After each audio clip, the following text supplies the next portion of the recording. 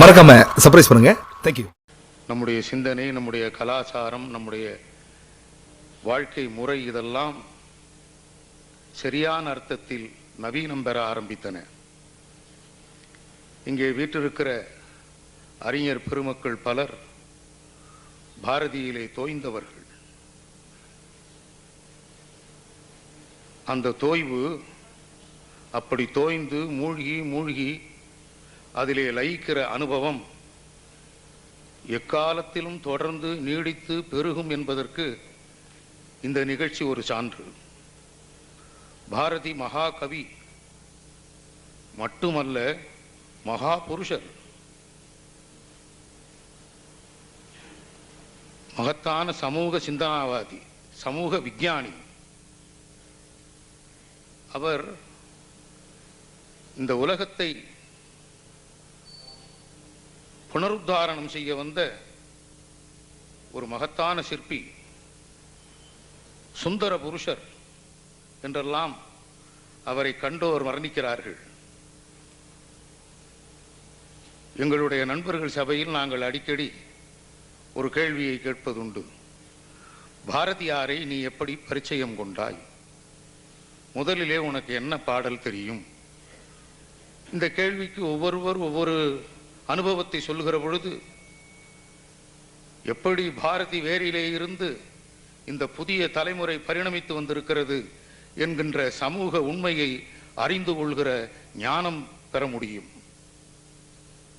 என்னை கேட்ட பொழுது இதே கேள்வியை எனக்கு பதிலே தெரியவில்லை. அறிவறிந்த பருவத்திலிருந்து நந்தன் கதையிலே காலில் நகம் முளைத்த நாள் முதலாய் என்று சொல்வான்.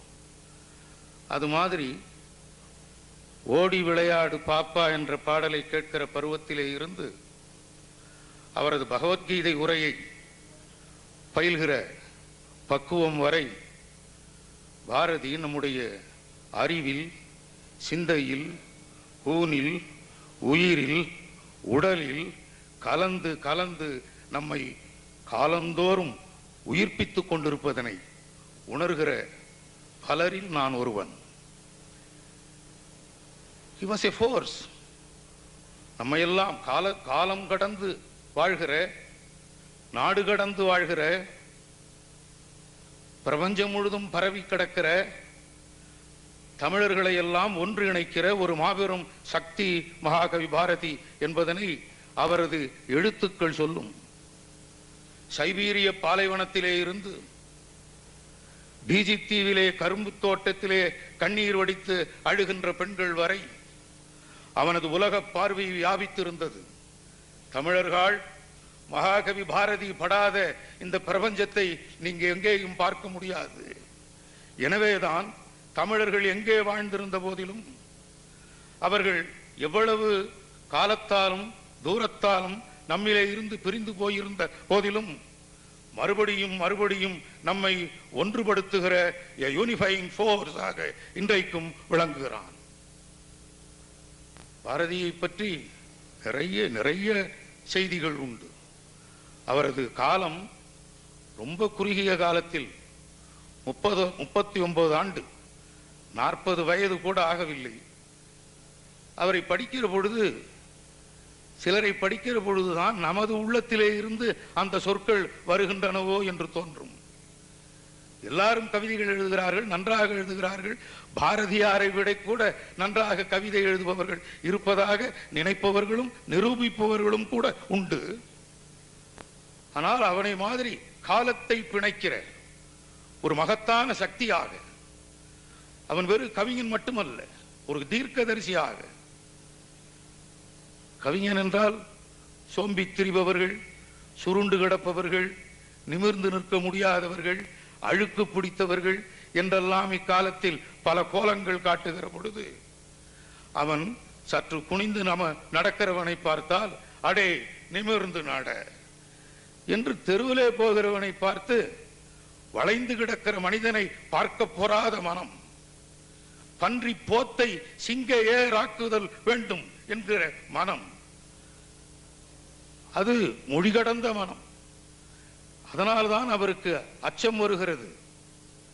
தான் தமிழன் தான் தமிழன் என்பதனை மறுபடியும் மறுபடியும் சொல்லிக்கொள்ள வேண்டியிருக்கிறது அவர் தனக்கே.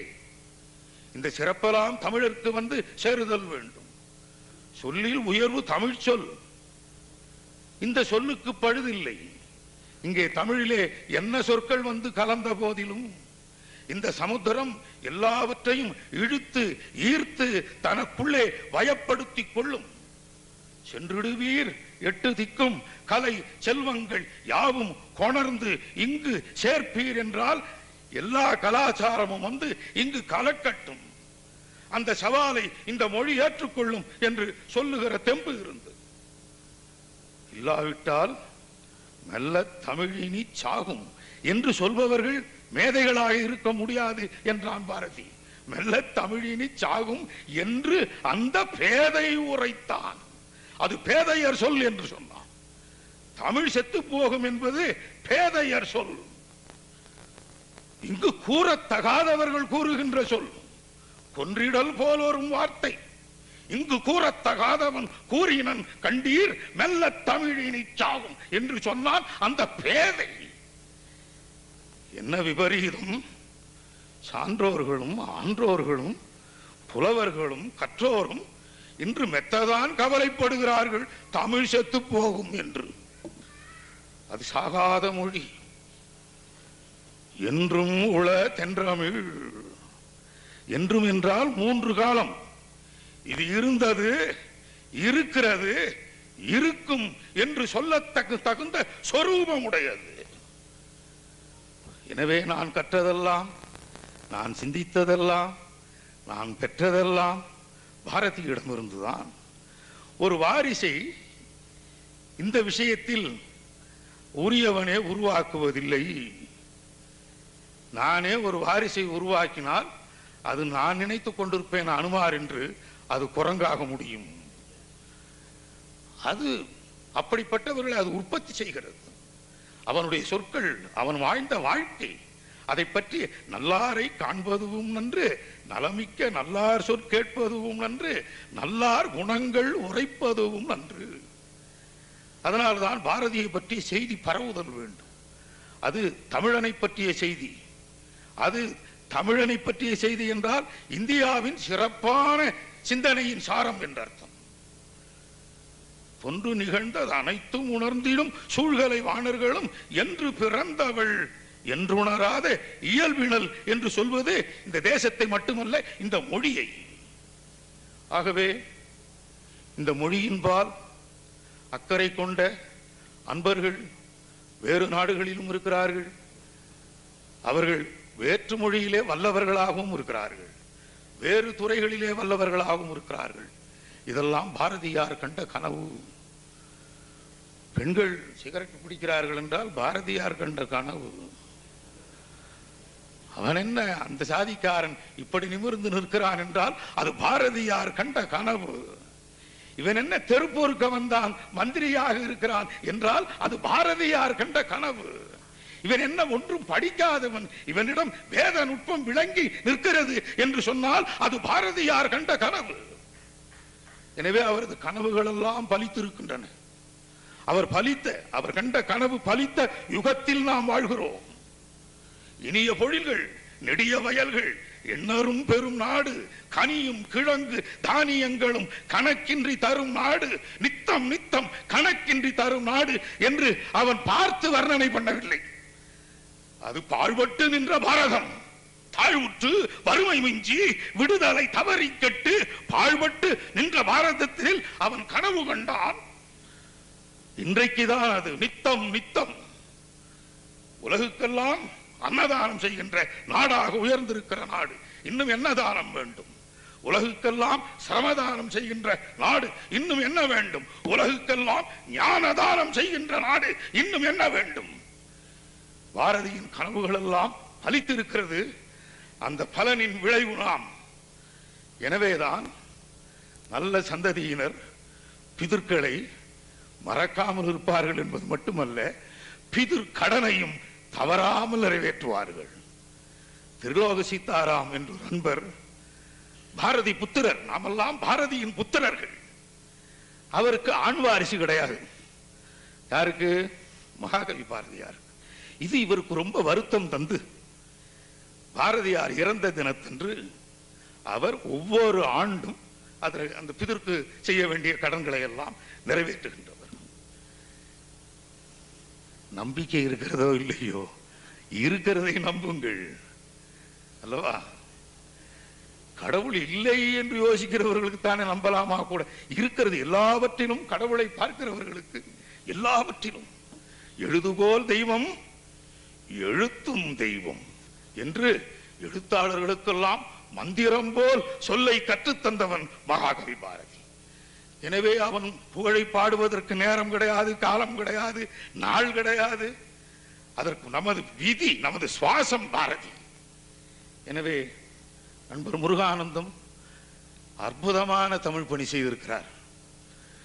50 ஆண்டுகள் ஒரு எழுத்தாளன் எழுதி தலை நிமிர்ந்து மகிழ்ச்சி கூற வேண்டுமே, அந்த மகிழ்ச்சியை அப்படியே அவருக்கு நான் தருவேன் இந்த பணிக்காக.